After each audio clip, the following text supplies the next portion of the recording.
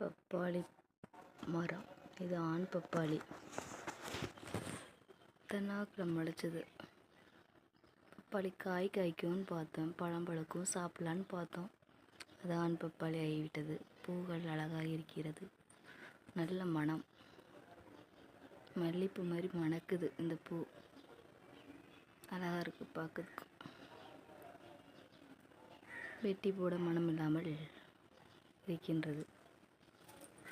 இதான் பப்பாளி மரம், ஆண் பப்பாளி. பார்த்துருக்கீங்களா?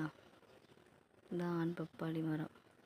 பூ அழகாக கொத்து கொத்தாக பூத்துருக்கு. மொட்டும் பூவுமா இருக்குது. பூ நல்ல மணமாக இருக்குது.